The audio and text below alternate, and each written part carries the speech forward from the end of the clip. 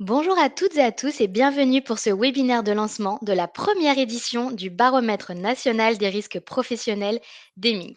Je suis Alexandra Guimarès, responsable du marketing opérationnel chez Eming et je suis ravie d'animer ce webinaire.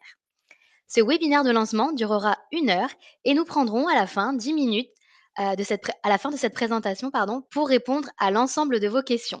Naturellement, ce webinaire sera enregistré et le replay ainsi que le support de présentation seront disponibles à la fin de cette session.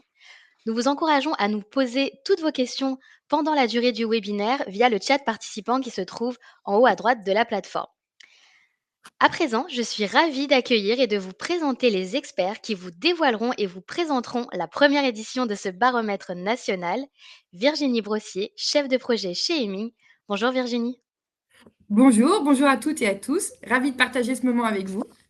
Et Olivier Ménard, directeur associé en charge des services managés chez Eming. Bonjour Olivier. Bonjour, bonjour à tous, bonjour à toutes. À présent, je te laisse la main Olivier pour démarrer ce webinaire de lancement. Merci beaucoup Alexandra. Alors, euh, tout d'abord, donc bienvenue sur ce premier baromètre de la sinistralité. C'est une première marche qui va tendre vers quelque chose de beaucoup plus complet l'année prochaine. Alors pourquoi ce baromètre? Tout simplement parce qu'il est devenu essentiel de mieux comprendre la sinistralité pour mieux anticiper, mieux gérer et mieux maîtriser les coûts. Alors, quand on pense coûts, on pense surtout au taux de cotisation AT-MP. Oui, certes, c'est une partie des coûts, mais la réalité va bien au-delà. Derrière chaque sinistre, vous avez aussi des coûts cachés, le remplacement du salarié absent, la formation d'un nouveau, parfois les conséquences telles que l'inaptitude, le reclassement, et puis bien sûr, sans oublier l'impact sur l'image de l'entreprise ou sur la motivation des équipes. Depuis quelques années, donc, le monde du travail a profondément changé.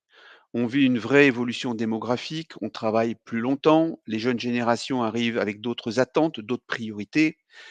Le télétravail, sujet nouveau pour lequel l'accident se mêle à la vie privée. Et puis vous avez également les nouvelles mobilités, le vélo, la trottinette, les trajets mixtes, autant de pratiques qui modifient nos habitudes et qui elles aussi peuvent avoir un impact sur la sinistralité. Alors quelle est la légitimité de Heming pour parler de ce sujet? Heming, aujourd'hui, gère environ 40 000 accidents et 3 000 maladies professionnelles par an. C'est environ 5% des sinistres en France qui sont reportés au niveau de la caisse primaire. Notre cœur de métier, c'est accompagner les entreprises à mieux déclarer, accompagner les entreprises à suivre la procédure d'instruction et pour les AT et pour les MP. Et puis aussi analyser, optimiser les processus et être force de conseil dans leur amélioration.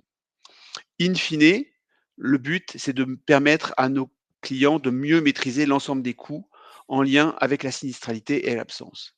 Alors, l'objectif de ce baromètre, c'est de partager avec vous des tendances. La question est simple, est-ce que vraiment le visage de la sinistralité a changé en entreprise? C'est ce qu'on a voulu en fait mesurer et vous transmettre à travers ce baromètre. Nous avons analysé 3 années au niveau national, 2022, 2023, 2024, soit environ plus de 120 000 sinistres, tous secteurs d'activité confondus, et ce, peu importe que le sinistre ait été pris en charge ou non par la CEPAM. On y a ajouté également la tendance 2025 sur la première partie de l'année, basée sur environ 37 000 nouveaux cas. Cette analyse nous a permis de dégager plusieurs tendances que nous allons vous présenter aujourd'hui. Alors Virginie et moi-même, nous allons vous présenter le programme. D'abord, quelques chiffres clés, quelques tendances, et puis ensuite une vue sur les maladies professionnelles, le profil type de la personne qui a une EMP ces 3 dernières années, les bonnes pratiques également autour de la gestion des maladies professionnelles, et puis l'accident du travail, le profil type de la personne qui aura eu un accident du travail sur ces 3 dernières années, et puis on va faire ensuite certains focus. On va faire un focus sur le secteur du commerce et de la santé qui est particulièrement bien représenté dans notre analyse. Un focus également sur les lésions, les modes, les sièges et la nature des lésions. Un focus sur les AT qui suivent la pyramide des âges, l'impact de la démographie, un focus sur l'ancienneté et un focus sur quelque chose qui est parfois mineur mais qui est important dans son volume, c'est les accidents de trajet qui nous semblent importants de partager avec vous. Et puis évidemment, on fera une rapide conclusion avec vous pour vous donner les éléments à retenir. Alors, quelques chiffres clés qu'on vous propose de regarder. Pour comprendre ces chiffres clés, il faut reprendre la vue chronologique de l'AT, de l'accident, de sa survenue jusqu'à son imputation. En bleu, on vous a mentionné les éléments qui sont généralement reportés dans les rapports qu'on peut obtenir. D'abord, la notion d'accident connu par l'entreprise. Il peut y avoir des accidents qui ne sont pas mesurés, donc par définition, n'étant pas connus, ils disparaissent des statistiques. Vous avez l'accident qui est connu et qui est déclaré. Et puis dans les accidents déclarés, vous avez les accidents qui ont fait l'objet de réserve et d'autres qui n'ont pas fait l'objet de réserve. Et enfin, au niveau de la caisse, l'accident qui est reconnu, imputé.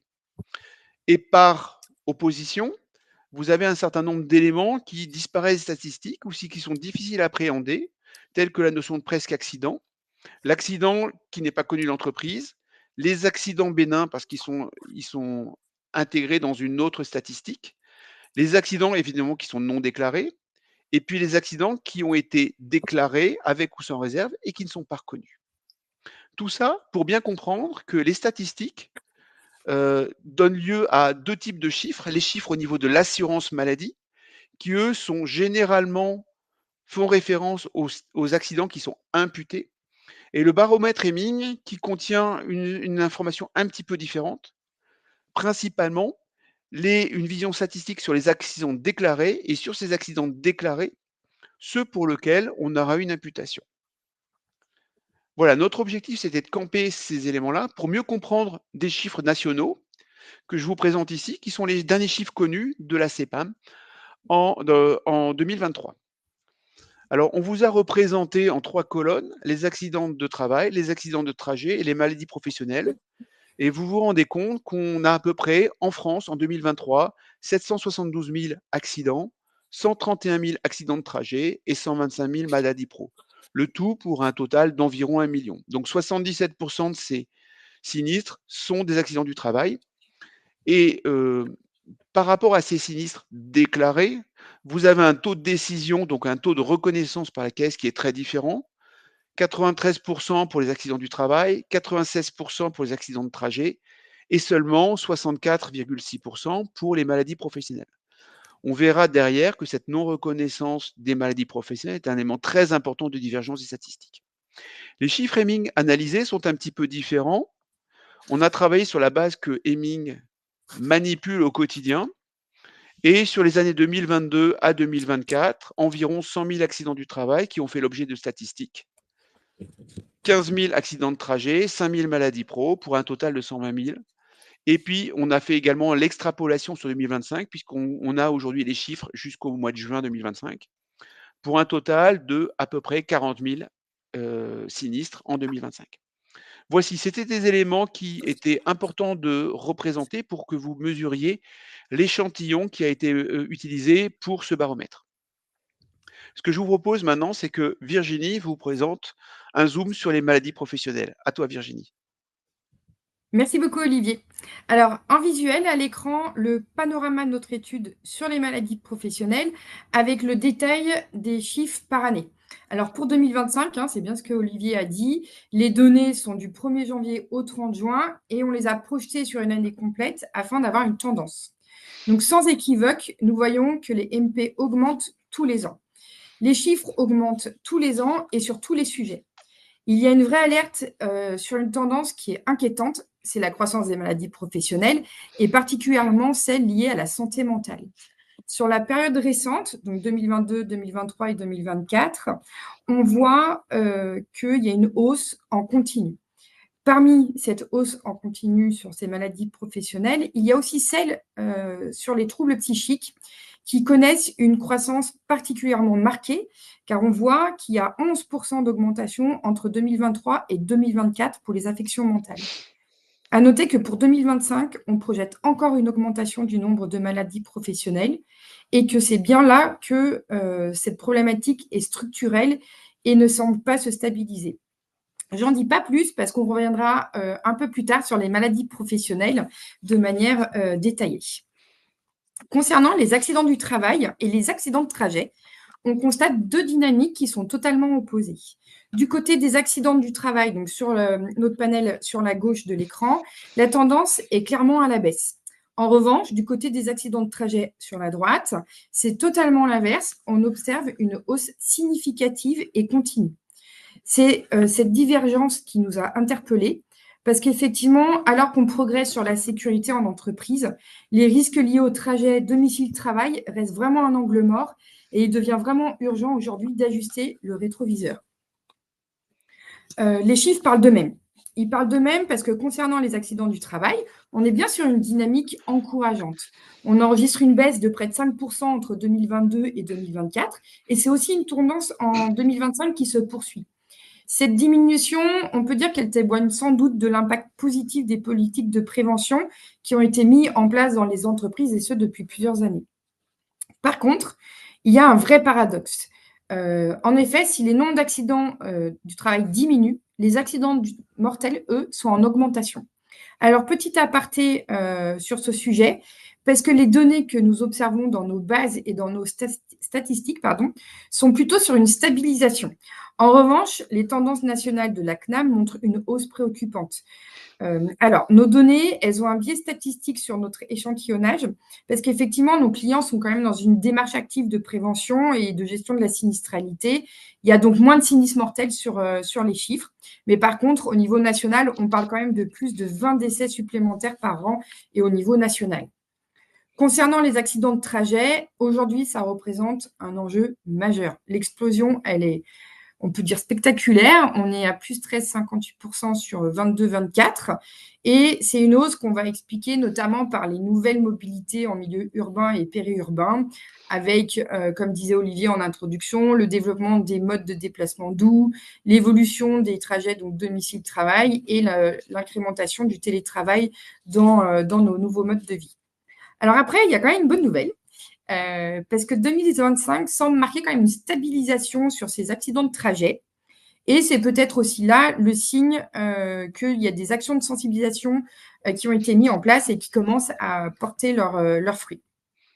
Donc, ça veut dire quoi? Ça veut dire que les efforts de prévention en entreprise fonctionnent, mais ils ne suffisent plus. Il faut aussi élargir le champ de ces actions-là sur les accidents de trajet et renforcer la prévention sur la gravité des accidents.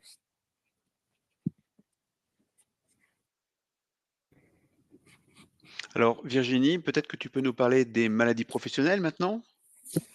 Oui, et pour commencer, je vous propose de commencer par un petit sondage. Alexandra? Oui, merci beaucoup Virginie. Alors, le premier sondage va apparaître sur votre écran et on vous pose cette question. Dans votre entreprise, quelle tranche d'âge est la plus concernée par les maladies professionnelles? Les votes sont ouverts et je vous lis les différents éléments de réponse qui vont s'afficher. Pardonnez-moi.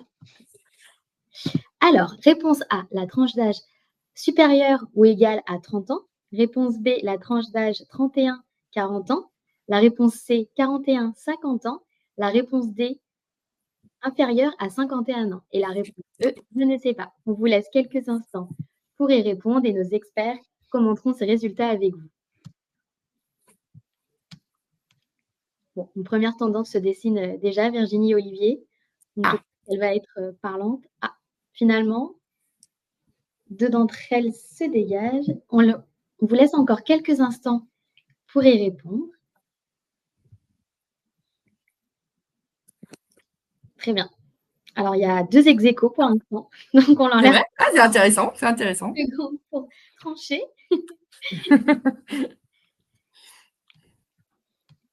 Super. Le sondage est maintenant terminé. Les résultats vont apparaître sur votre écran. Alors, je vous lis les résultats, Virginie et Olivier. Alors, à 34%, donc on a encore 2 ex-aequo. Donc, à 34%, donc 41-50 ans. Et à 34% également, inférieur ou égal à 51 ans. Et à 23%, je ne sais pas. D'accord. Et bien ça, c'est vraiment un sondage qui est extrêmement intéressant et on va voir finalement tout de suite la réponse en ligne parce qu'on a mis en place un profil type des personnes atteintes de maladies professionnelles sur ces 3 dernières années Et oui, donc quasiment un tiers, on va dire, effectivement, ont vu juste, parce que les chiffres le démontrent, ce sont les plus de 51 ans qui sont le plus concernés par les maladies professionnelles.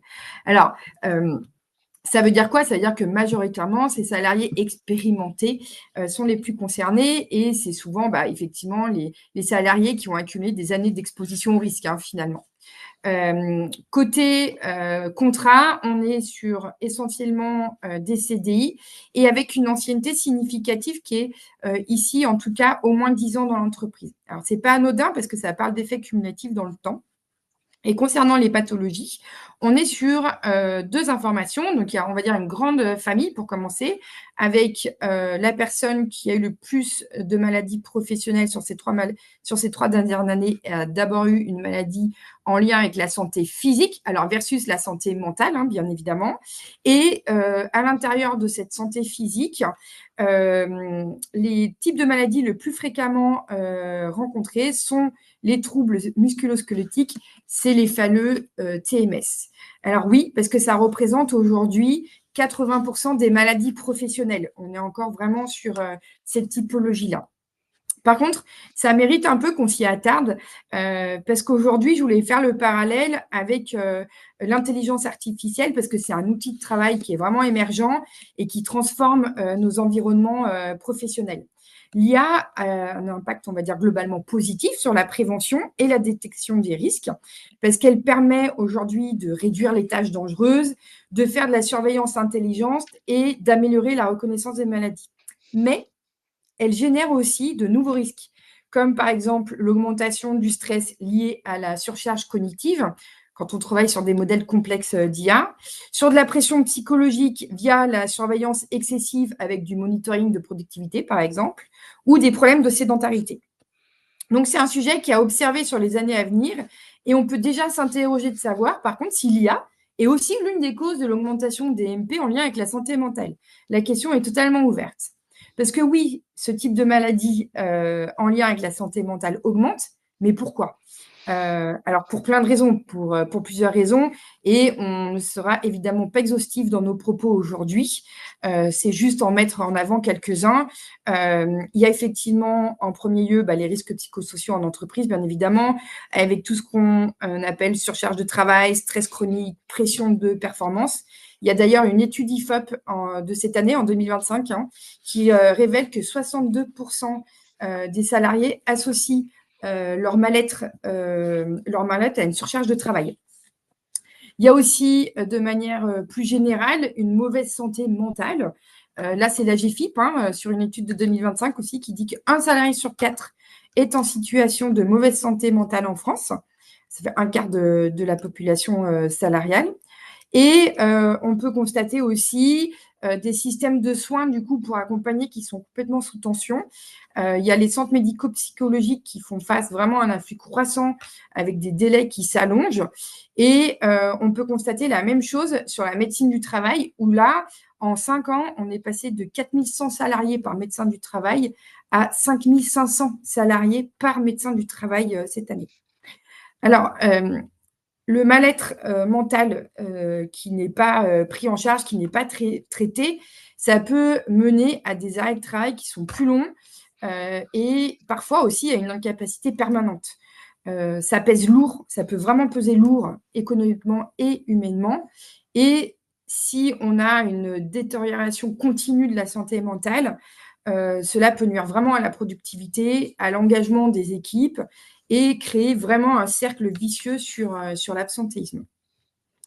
Alors, une fois qu'on a dit tout ça, qu'est-ce qu'on peut faire? Par où commencer? On a quelques chiffres peut-être qui peuvent éclairer pour savoir justement comment faire et comment organiser les actions.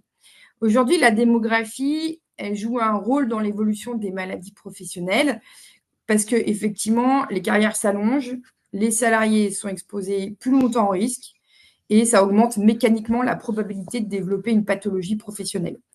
Les données d'ailleurs le confirment, il y a 50% des maladies professionnelles qui concernent les salariés de 51 ans et plus. Ce phénomène d'ailleurs touche autant les maladies professionnelles en lien avec la santé physique que celles liées à la santé mentale. C'est vraiment cette tranche d'âge-là qui est le plus concernée.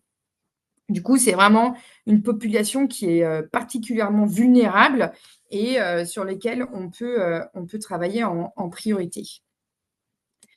Si on regarde les secteurs d'activité cette fois-ci, c'est vrai que les maladies professionnelles, ça reste une réalité préoccupante, mais il y a quand même des secteurs d'activité qui sont plus concernés que d'autres. Sur le schéma du haut, on observe les taux d'augmentation globaux des maladies professionnelles entre 2023 et 2025, tout confondu, donc santé mentale et santé physique. Et les chiffres sont déjà très significatifs et il y a des écarts avec les différents secteurs d'activité. On voit que les services et les transports sont vraiment concernés par ce type de sujet-là.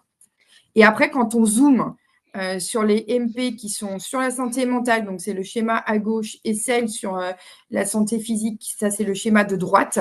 Là aussi, on voit qu'il y a des augmentations massives, notamment dans la santé, sur les secteurs mental, sur la santé mentale, pardon, avec une hausse de plus de 67%. Ça reflète vraiment une dégradation du bien-être psychologique au travail. Sur ce schéma, on voit que le commerce et l'industrie sont à 0%. Alors, vu qu'on est sur des taux d'augmentation des MP, ça veut simplement dire qu'il n'y a pas de MP en lien avec la santé mentale sur ces activités, mais par contre, on est sur une stabilité sur l'évolution. Et effectivement, si on regarde maintenant la santé physique, là, on voit qu'il y a des augmentations qui sont vraiment importantes, et notamment dans la santé, le transport et les services qui sont à plus 146%. Là, c'est vraiment une hausse remarquable. Concernant la santé mentale, on est vraiment on est plus sur un sujet périphérique, par contre, sur la santé au travail.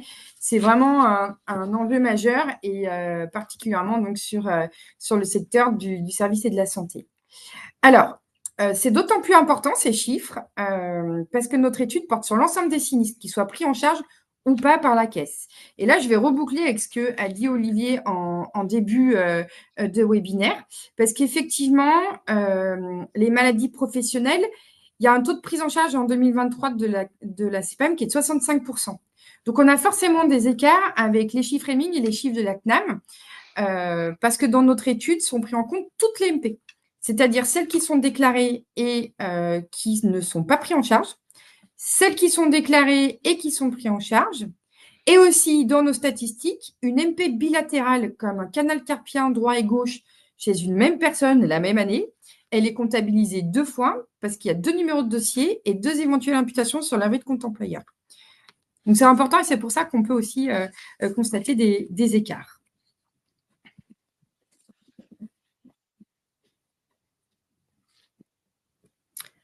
Alors, concernant les bonnes pratiques, parce qu'une fois qu'on s'est dit tout ça, on dit bah ok, mais qu'est-ce qu'on peut faire pour les maladies professionnelles? Les bonnes pratiques, c'est important, notamment pour éviter 2 erreurs. Et ça, c'est vraiment ce qu'on constate quasiment systématiquement dans notre quotidien. La première erreur, c'est le manque de collecte d'informations. En fait, trop souvent, le dossier, il n'est pas complet. Les éléments ne sont pas suffisamment documentés, on se retrouve avec des données qui sont parcellaires et ça fragilise l'ensemble de la démarche. Alors pourquoi? C'est parce qu'en France, le droit français est un droit écrit, donc il faut vraiment figer les informations dès le départ. Et la deuxième erreur, c'est de ne pas suivre l'instruction jusqu'au bout. On commence le processus, mais on ne voit pas au terme de la procédure et là, du coup, ça perd vraiment l'efficacité de la démarche. Et trop souvent, on voit qu'on s'arrête au questionnaire, aux réserves, mais que derrière, effectivement, on laisse un petit peu tomber la procédure. Alors, quelles sont les bonnes pratiques? Les bonnes pratiques, c'est vraiment recueillir les éléments de manière exhaustive auprès de l'ensemble de vos interlocuteurs clés, donc les RH, parce qu'ils ont une vision globale, la paye, parce qu'ils ont un historique précis, les préventeurs qui connaissent les expositions, et aussi la médecine du travail, voire un médecin indépendant pour avoir un regard médical. Il faut bien sûr répondre au questionnaire de manière complète et précise et émettre des réserves. Alors, n'hésitez pas à le faire, c'est un droit et parfois c'est aussi une nécessité. Et comme je le disais tout à l'heure, plus on avance, moins on suit la procédure. suivez l'instruction tout au long du processus. Il ne faut rien lâcher, il faut consulter les pièces et il faut faire des observations. Et en dernier lieu, oui, il faut suivre effectivement la décision de la caisse parce qu'elle soit favorable ou défavorable. Donc, il y a un refus de prise en charge ou qu'il y ait une prise en charge. Il faut qu'on puisse tirer les enseignements du dossier et aussi envisager la suite. Donc, en fait, est-ce qu'il y a un secret ? Oui et non, mais finalement, c'est vraiment mettre une démarche rigoureuse, documentée et suivie jusqu'au bout. Et d'autant plus que… Alors, juste Olivier, je me permets, il y a une dernière petite chose parce qu'en ce moment, comme vous le savez, le gouvernement travaille beaucoup et il y a le projet de loi de financement de la sécurité sociale qui envisage une réforme de la reconnaissance des maladies professionnelles. Alors, brièvement, qu'est-ce que ça prévoit ? Ça prévoit que les modalités d'établissement du diagnostic des maladies pro inscrites au tableau soient modifiées par décret. Et ça prévoit également que les comités régionaux de reconnaissance des maladies professionnelles, les fameux C2RMP, seraient recentrés sur les cas les plus complexes et leur avis deviendrait contraignant pour les caisses. Alors, les impacts seraient quoi ? Forcément, ça serait une reconnaissance accrue et plus rapide, normalement, des maladies professionnelles, ce qui pourrait augmenter les coûts et les sinistres. Alors, c'est à suivre, parce qu'aujourd'hui, c'est passé effectivement devant l'Assemblée nationale, mais un petit peu comme ça. Il y a des amendements qui ont été déposés, mais ça n'a pas été vu en débat public. C'est devant le Sénat, donc il faut attendre et suivre les évolutions. Merci beaucoup Virginie. Ce que je vous propose, c'est qu'on fasse maintenant un petit zoom sur les accidents du travail. Alors, avant ce petit zoom sur les accidents du travail, on vous propose un second sondage, et un sondage très intéressant, alors qui s'affiche dès maintenant sur votre écran. À votre avis, l'accident du lundi, mythe ou réalité? Alors, réponse A, un mythe. Réponse B, une réalité. On vous laisse quelques secondes pour y répondre. Alors, pour rappel, la partie sondage se trouve juste en dessous du chat participant. Alors, n'hésitez pas à vous y rendre ou alors à nous donner votre réponse directement via le chat participant. Voilà, n'hésitez pas. Alors, on peut dire rien. Encore un ex-aequo peut-être entre le mythe et la réalité. Non, pas d'ex-aequo, je ne pense pas. On vous laisse encore quelques secondes. Non, déjà, une tendance se dessine. En tout cas, pour les participants, c'est tout de même assez clair pour eux. Très bien. Le sondage va se terminer dans quelques secondes. Je vous laisse encore le temps d'y répondre. Et Virginie et Olivier les commenteront par la suite. Allez Virginie, je te laisse l'honneur. Attends les réponses. Ils ont terminé. Alors, ils ont répondu à 66%, une réalité. Une réalité. Alors, là aussi, sur les AT, on va commencer par un profil des personnes qui ont subi un AT sur ces 3 dernières années. Uniquement sur les accidents de travail, pas sur les accidents de trajet. Et vous avez raison. Effectivement, c'est une réalité le lundi et le jour où il y a plus de sinistres. Alors, par contre, le profil de la personne victime d'un accident sur ces 3 dernières années qu'on voit là à l'écran, on les a fait à partir des constats de nos données et on va rentrer dans chacun des critères dans les slides suivants parce que peut-être, vous verrez, il faut apporter un peu de nuance parfois. Donc, effectivement, c'est le lundi, mais le premier constat, c'est l'âge. Les salariés en accident de travail ont majoritairement 51 ans et plus. Comme j'ai dit, on reviendra tout à l'heure sur les détails, mais ce n'est pas anodin parce qu'effectivement, c'est là où le corps commence à accuser les années d'exposition aux contraintes physiques et on peut être un peu plus faible sur certaines contraintes. Et d'ailleurs, selon l'INRS, là aussi, c'est intéressant, les données nationales le confirment, c'est l'âge médian à peu près des malaises mortels au travail et plus de la moitié des accidents mortels concernent les plus de 50 ans. Mais on verra que peut-être on peut apporter une petite nuance. Concernant le profil dans l'entreprise, on parle des salaires en CDI avec une ancienneté d'au moins 10 ans. Donc, c'est des collaborateurs qui sont expérimentés et ancrés dans leur poste. On verra aussi tout à l'heure, un peu plus dans le détail. Le lundi, on l'a vu, en début de semaine, lors de la reprise, et particulièrement au mois de mars, On commentera le mois de mars également dans les slides d'après. Et concernant les lésions, c'est massivement l'effort physique avec la manutention manuelle et les faux mouvements. Ça, c'est vraiment parce qu'on retrouve le quotidien de nombreux métiers physiques. Et ce qui est en corrélation d'ailleurs avec le siège le plus important, qui sont les membres supérieurs, qui subissent effectivement de plein fouet les contraintes répétées sur les métiers physiques.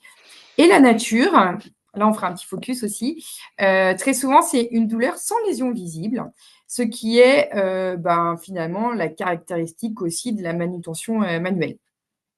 Donc on voit bien sur un profil qui parle plutôt d'usure professionnelle avec des expositions cumulées du coup l'importance de regarder ces postes-là. Alors, justement, si on s'intéresse au jour de la semaine, comme le sondage l'a dit, et qu'on s'intéresse au lundi. Alors, mythe ou réalité? Réalité, oui, vous avez raison, mais quand même avec quelques nuances, parce que le lundi et le mardi sont quasiment à égalité. Et oui, c'est les journées les plus accidentogènes de la semaine. Alors, pourquoi? Parce que la reprise du travail après le week-end, ça joue un rôle. On a une petite perte de vigilance, il y a une remise en route progressive et puis parfois une accumulation de tâches du début de semaine. Par contre, là où j'aimerais qu'on fasse un petit focus, c'est sur le mercredi.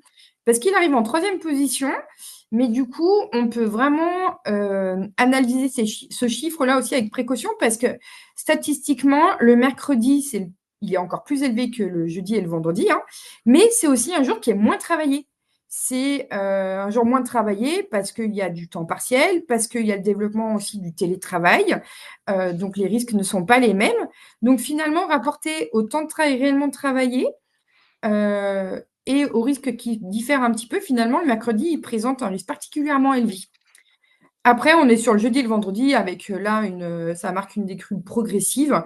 La vigilance, on peut dire qu'elle reste présente, mais on observe une baisse normale.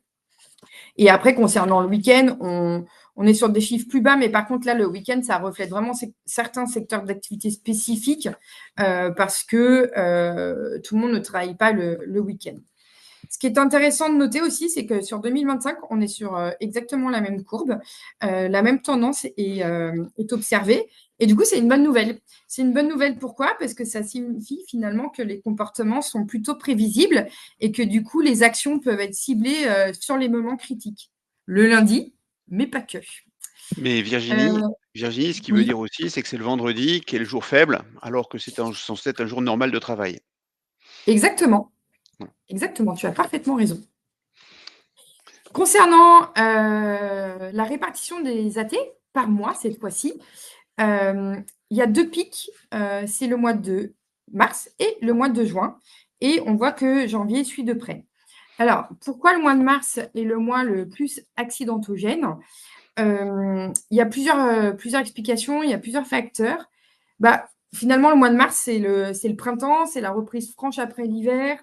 Les chantiers à l'extérieur redémarrent. Les conditions, par contre, météo, elles restent parfois difficiles avec de la pluie, des sols glissants, etc. Et il y a une reprise aussi, une intensification de l'activité économique. Et les entreprises, souvent, remettent un petit coup de boost pour rattraper le retard accumulé sur la première partie de l'année. En juin, il y a aussi un pic, mais ça s'explique différemment. Là, on est plutôt sur le rush avant les vacances d'été. On veut finir les dossiers, boucler les chantiers. La chaleur commence à se faire sentir et ça augmente la pénibilité et réduit la vigilance. On a bien vu, là, cette année, en 2025, il a fait extrêmement chaud au mois de juin. Et du coup, il y a une fatigue aussi qui s'accumule depuis le début de l'année avant les vacances. Et puis, à l'inverse, on voit que avril, mai et août sont les mois les plus bas. Alors là, c'est plutôt mécanique. Il y a des ponts et des jours fériés en avril et en mai. Et il y a des congés massifs quand même au mois d'août. Les congés majoritaires restent au mois d'août en France. Et forcément, ça réduit drastiquement le temps de travail effectif. Donc forcément, moins d'heures travaillées, moins d'exposition au risque et moins d'accidents. Là aussi, c'est une bonne nouvelle parce que exactement comme les jours de la semaine, on suit la même courbe depuis plusieurs années et la tendance 2025 sur les 6 premiers mois est exactement la même. Ça veut dire que là aussi, les comportements sont prévisibles sur la saisonnalité des mois et qu'on peut activer effectivement des actions qui sont vraiment ciblées.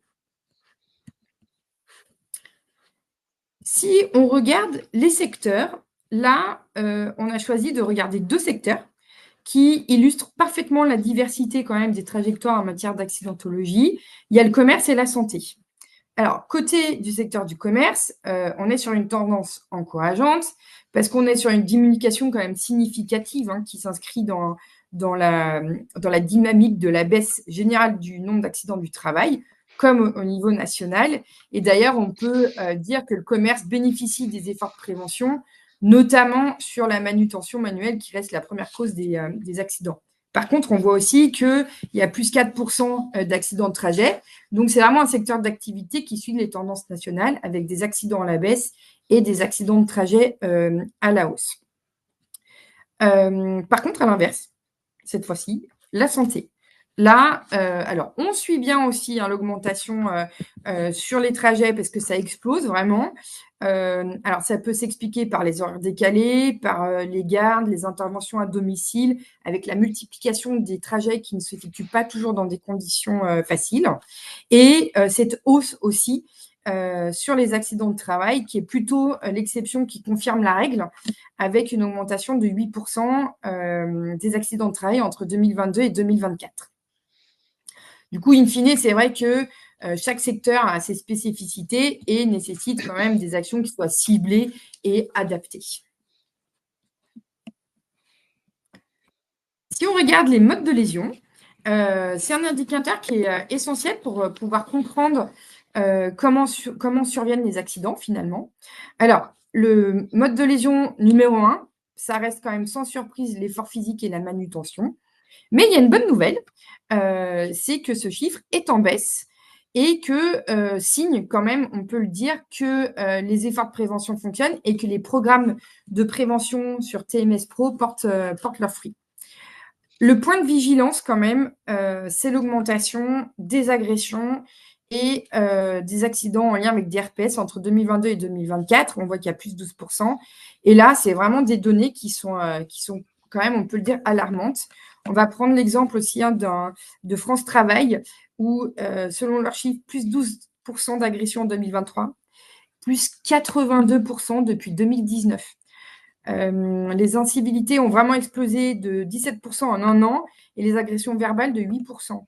Ça veut dire qu'il y a vraiment une augmentation des violences externes depuis plusieurs années et on voit, c'est lié quand même à une évolution du contexte psychosocio-organisationnel au travail et aussi à la société. Ça veut dire que les risques physiques traditionnels, ils diminuent grâce à la prévention, à tous les efforts qui ont été faits, mais les risques psychosociaux et les violences externes émergent et c'est vraiment des nouveaux défis qui intègrent finalement la santé au travail également. Alexandra, il me semble que pour continuer, on a un autre sondage encore sur la nature des lésions. Exactement, Virginie. Merci beaucoup. Alors, voici le 3e sondage qui s'affiche sur votre écran. Quelle nature de lésion pensez-vous être la plus fréquente lors d'un accident du travail aujourd'hui? Alors, normalement, le sondage est bien affiché sur votre écran, en effet. Alors, je vous lis les différents éléments de réponse. Réponse A, atteinte musculo-squelettique. Réponse B, plaies, blessures et lésions superficielles. Réponse C, douleur sans lésion apparente. Réponse D, atteinte psychologique. Et réponse E, intoxication, infection et réaction. On vous laisse quelques secondes encore une fois pour y répondre. Alors n'hésitez pas, le sondage est disponible juste en dessous du chat participant. Malheureusement, si vous ne trouvez pas la section sondage, vous pouvez également interagir et participer avec nous via le chat participant. Alors voilà, on vous laisse encore quelques instants, mais en effet, une première tendance se dessine déjà, Olivier et Virginie. Pour le coup, ils ont tranché. Ils se sont... Cette fois, c'est franc. Ils se sont positionnés, exactement. Vas-y, Virginie. On leur laisse encore quelques instants. Alors, on laisse quelques temps. Une lésion remonte dans les sondages. Oui, ça nature c'est de lésion remonte dans les sondages. Alors, le sondage est maintenant terminé et les résultats s'affichent sur votre écran. Alors, ils ont répondu à 47% douleurs sans lésion apparente et 30% atteintes musculo-squelettiques et à 17% plaies, blessures et lésions superficielles et 6% atteintes psychologiques. Eh ben, merci beaucoup pour ce sondage. Et oui, vous avez tout à fait raison. La nature principale est douleur sans lésion apparente. Alors, pourquoi? Parce que c'est en parfaite cohérence finalement à ce qu'on vient de voir. Donc, alors c'est une réalité. Je suis contente aussi parce que du coup, ça veut dire que vous suivez un petit peu ce qu'on vient de dire. Mais du coup, c'est en cohérence parce que oui, c'est suite à un effort physique et la manutention sur le premier mode de lésion. Donc, c'est des efforts répétés. Ça génère des troubles musculo-squelettiques, des douleurs dorsales, des lombalgies, mais il n'y a pas nécessairement un traumatisme visible finalement. Donc, vous avez bien eu raison. Par contre, il y a aussi quand même un point d'alerte. J'ai vu qu'il y avait 6%, je crois que j'ai retenu, 6% des personnes qui ont dit ça, avec effectivement une augmentation, quand même, une progression qui est constante et préoccupante sur les atteintes psychologiques. Alors, dans notre panel, point info, en 2025, on tend, la projection, elle tend vers une stabilisation sur cette évolution-là, mais ça reste quand même à confirmer avec la deuxième partie de l'année. Qu'est-ce qu'on entend aussi par atteinte psychologique? Parce que c'est important de pouvoir bien le cibler. Ça veut dire plein de choses. Hein. Ça veut dire que ça peut être un choc post-traumatique suite à un accident grave. Alors, quand c'est le salarié lui-même, mais parce qu'on a vu aussi, hein, la personne peut voir des fois ce qui se passe. Ça peut être suite aussi à un état de stress aigu, voilà, après, quand on est témoin hein, d'un événement traumatisant, ou encore parce que ça peut être suite à un trouble anxieux, suite à une agression au travail, ou encore, et je vais le dire, suite à un entretien avec son manager. Il y a des jurisprudences qui sont sorties il n'y a pas très longtemps sur le sujet. Et puis, alors, c'est aussi à comparer et à balancer parce que c'est une augmentation qui reflète aussi une meilleure reconnaissance des séquelles psychologiques des accidents du travail. Oui, une lésion physique, une plaie physique, on la prend en charge. Ça, c'est acquis depuis très longtemps. Mais aussi, il y a une meilleure prise en compte de l'impact psychologique d'un accident. Aujourd'hui, alors c'est aussi depuis longtemps, mais c'est mieux intégré et c'est mieux traité. Ça veut dire que on a bien progressé hein, sur les douleurs physiques avec la prévention, avec les gestes et les postures, et les atteintes psychologiques, comme on l'a vu là sur la courbe, ça devient quand même un enjeu qui est croissant. Et ça nécessite vraiment une prise en charge globale de l'accidenté. Donc, ça inclut un accompagnement psychologique post-accident avec une prévention renforcée sur la situation à risque et du coup, mettre en place des nouveaux accompagnements aussi.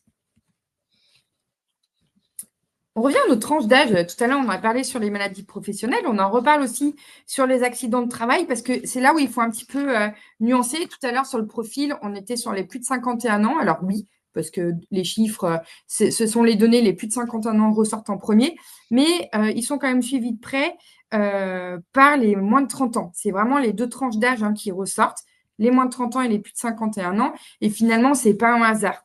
Ce n'est pas un hasard parce que les jeunes, ils n'ont pas encore acquis la maturité en entreprise. Ils sont aussi surexposés sur les trajets domicile-travail. Et puis les seniors, eux, les explications, elles sont un petit peu différentes parce que là, on est plutôt sur un vieillissement de la population active avec des capacités de récupération qui diminuent au fil du temps et des temps de réaction qui sont un peu plus longs. Donc finalement, on a deux générations, on a deux profils de risque totalement différents, mais un impact quasiment équivalent sur la sinistralité. Un petit focus aussi sur l'ancienneté. Vous savez, tout à l'heure, on en a parlé également dans le profil, où on était sur les 10 ans d'ancienneté. Mais là aussi, c'est un petit peu à nuancer, dans le sens où on a aussi beaucoup de sinistres sur, finalement, les nouveaux arrivants avec 1 an d'ancienneté, voire moins.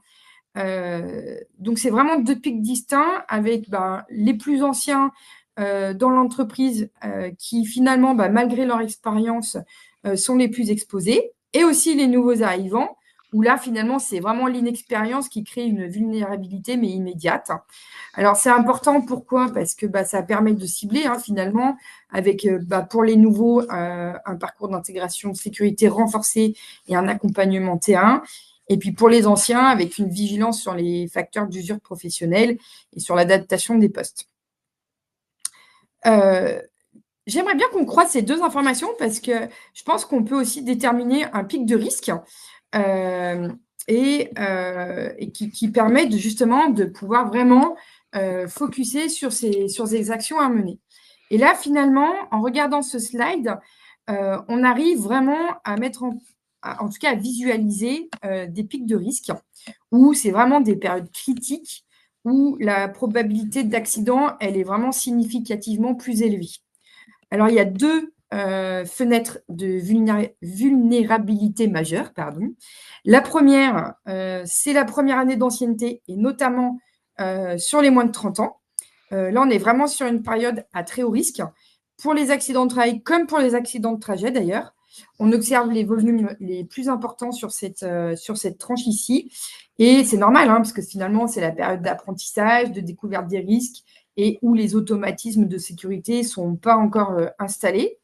Et puis, l'autre fenêtre, c'est finalement après 10 ans d'ancienneté, et notamment chez les seniors, où ici, on est peut-être plutôt face à des facteurs d'usure professionnelle, de routinisation des gestes, ça c'est vraiment vrai, et les expositions cumulées aux contraintes.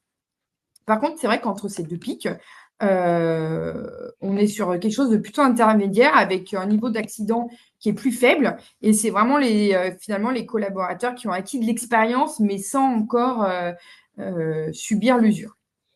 Alors, depuis un petit moment, je ne sais pas si vous avez vu, mais on parle des accidents de trajet. Et je voudrais qu'on puisse faire un petit focus dessus, parce que c'est un phénomène qui inquiète quand même de plus en plus, parce que c'est un vrai sujet. Les chiffres explosent. Entre 2022 et 2024, on a une hausse qui est vraiment spectaculaire, et notamment sur les mobilités douces, avec, vous le savez, les vélos et les trottinettes notamment, et on est sur un bond de 27%. Alors, pourquoi cette hausse brutale finalement depuis plusieurs années sur les accidents de trajet? Il y a 2 causes. Alors, il ne faut pas oublier quand même que les accidents de circulation classiques restent la première cause. Ça, c'est important. Et c'est notamment lié, là, sur les dernières années, on a vu que ça a repris avec les déplacements post-Covid et avec les nouvelles organisations hybrides du travail aussi. Et puis là, le vrai tournant, c'est l'impact sur les nouvelles mobilités, qui sont vraiment des facteurs accidentogènes. C'est un vrai défi parce qu'aujourd'hui, il faut accompagner cette transformation énergétique des mobilités. Vous encouragez les collaborateurs à venir en vélo ou en trottinette pour des raisons écologiques, c'est super. Mais du coup, est-ce qu'on sécurise assez finalement cette transition? Il y a vraiment 3 enjeux. Il y a les infrastructures, avec mettre en place les stationnements sécurisés, les vestiaires, etc. Il y a la sensibilisation, avec tout ce qui est sécurité routière, le port du casque, la visibilité. Et puis aussi, quelque chose qui est important, c'est la prévention comportementale. Je ne sais pas si vous avez vu au moment d'Halloween, où c'est justement la sécurité routière qui a lancé la campagne avec les zombiphones en mode Walking Dead. Elle était super, cette pub. C'était vraiment pour sensibiliser au danger du téléphone en marchant. Parce que oui, c'est une menace pour la personne elle-même, quelqu'un qui est au téléphone en marchant, mais c'est aussi pour les usagers de la route. Et je peux vous dire qu'en étudiant les accidents de trajet en long, en large, en travers, il y a, oui, les accidents de trajet en vélo, en trottinette, parce que, effectivement, il y a des chutes, parce qu'il y a des objets au sol, mais il y a aussi pas mal de collisions. Il y a beaucoup de collisions parce que la personne, elle était au téléphone, alors en tant que piéton, en tant que cycliste ou en tant que trottineur, je ne sais pas comment on dit, qui sont aussi au téléphone. Donc, c'est vraiment un vrai risque. Et pour le coup, c'est un vrai risque à prendre en considération parce que sur ce type d'accident, sur les mobilités douces, on voit aussi que la gravité, elle est en hausse. Alors pourquoi? Parce que les chutes de trottinettes et les accidents à 2 roues motorisées type vélo électrique ou trottinette, ça a vraiment des conséquences qui sont souvent plus lourdes que prévues. Je vous laisse imaginer une chute en trottinette quand on fait un soleil par-dessus sa trottinette. On peut vraiment avoir des séquelles importantes. Et plus que tout, il ne faut aussi pas oublier qu'un accident de trajet engage la responsabilité de l'employeur au même titre qu'un accident sur site. C'est un risque professionnel à part entière. Merci Virginie. C'est quoi nos meilleures recommandations Les sur bonnes ce- pratiques, vraiment. Les bonnes pratiques, c'est que ce soit un accident de travail ou un accident de trajet, le recueil des faits, c'est la base de tout. Vous ne pouvez pas le négliger. Il faut vraiment documenter, préciser ce qui s'est passé, dans quel contexte, avec les témoignages, etc. Il faut négliger aucune des étapes. Dans un premier temps, la DAT. Alors, rapidement, parce que je vois que l'heure, elle avance. La DAT, aujourd'hui, on a constaté quand même, ça c'est nos retours d'expérience, une amélioration dans la description des accidents de travail. Par contre, sur les accidents de trajet, on n'y est pas encore, parce que des fois, quand on reprend les déclarations d'accident, on a parfois de la difficulté à savoir si le salarié est accidenté. C'était un piéton, c'était un cycliste, c'était dans une voiture, collision, pas collision, choc, pas. Donc vraiment, attardez-vous aussi sur ces accidents de trajet. Ça peut changer aussi la donne en termes de compréhension, mais aussi en termes de responsabilité. Les réserves, là aussi, appliquez-vous sur les réserves, il faut qu'elles soient motivées, il faut rester factuel et sans jugement de valeur, c'est important. Parce que je rappelle que les réserves sont aussi transmises dans le cadre de l'instruction aux salariés, dans le cadre du principe du contradictoire. Et puis, plus que tout, comme on a dit tout à l'heure sur les maladies professionnelles, l'instruction, c'est indispensable. Répondez aux questionnaires, consultez les pièces et faites des observations. Et bien sûr, évidemment, ne négligez pas les délais parce qu'il y en a tout au long de la procédure. Ils sont tous différents. D'ailleurs, pour rappel, une entreprise a 48 heures pour déclarer un accident à partir du moment où elle en a connaissance. Et par entendre par elle en a connaissance, elle, l'entreprise au sens large, donc que ce soit la personne qui doit faire la DAT ou toute autre personne de l'entreprise. Et bien sûr, tous les jours comptent, sauf les dimanches et les jours fériés. On en a fini avec l'étude, en tout cas sur les chiffres pour cette année. Olivier, est-ce que je te laisse la main pour faire une synthèse et Oui, conclure? tout à fait. Merci beaucoup Virginie. Alors en effet, nous vous avons présenté un premier panorama des accidents et maladies professionnelles en entreprise. On espère qu'il vous a permis de mieux percevoir les évolutions de la sinistralité. Alors qu'est-ce qu'on peut en conclure? Tout d'abord que cette sinistralité, elle évolue. On a globalement un petit peu moins de volume, un peu plus de gravité, un glissement des risques vers les mobilités, vers les RPS. Ça, c'est important de le dire. Des maladies pro qui sont en hausse et puis un refus de prise en charge qui reste quand même important aujourd'hui, ce qui fait que peut-être dans le futur, ce chiffre va évoluer dans l'avenir. Ce sera vraiment le cœur de notre prochain baromètre. L'approche aussi qui doit changer, vous disposez de chiffres, il existe des outils, on a un outil qui s'appelle Axeline, mais il y en a d'autres sur le marché également, qui permettent d'avoir une vue statistique. Avec cette vue statistique et cette data, on va pouvoir travailler bien sûr du prédictif pour identifier en fait les poches de risque dans l'entreprise qui représentent en fait des sur-risques en termes de population, d'activité avec des forts TFTG sur lequel il va falloir évidemment agir préférentiellement. Voilà, ça c'était le premier point.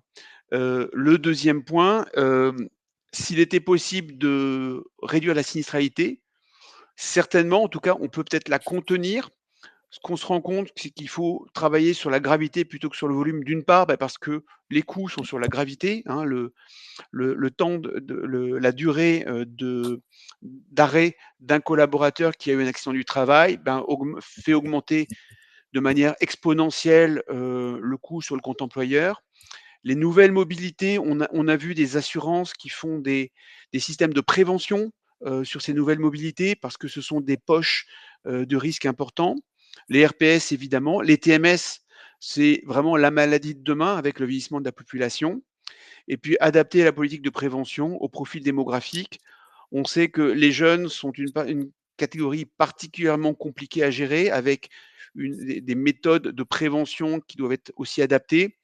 et ça, c'est important de le dire, si on veut mettre sous contrôle la sinistralité, on se rend compte qu'en fait, les risques, ils glissent des secteurs d'activité qui sont usuellement sous contrôle et sur lesquels il y a eu des vrais efforts vers une zone diffuse autour du cœur de l'entreprise, autour des activités qui sont les plus qui ont mis le plus d'efforts, donc les secteurs des services, les trajets, les nouvelles mobilités qui sont des zones de risque qui augmentent de plus en plus.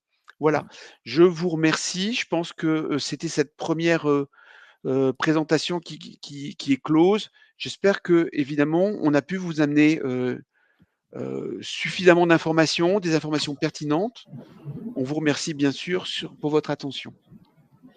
Merci beaucoup Olivier, merci beaucoup Virginie. Le webinaire est maintenant terminé. Encore un grand merci à vous deux pour ces précieux éclairages et pour avoir dévoilé en exclusivité les chiffres clés et les tendances de ce premier baromètre national des risques professionnels d'EMIG. Un grand merci à tous les participants pour vos nombreuses questions. Malheureusement, nous sommes contraints par le temps, mais nous reviendrons par la suite vers vous avec une réponse personnalisée. Alors, un grand merci à vous tous et je vous souhaite à toutes et à tous une très belle journée et à très bientôt. Merci beaucoup. Au revoir. Merci à vous. Merci, au revoir.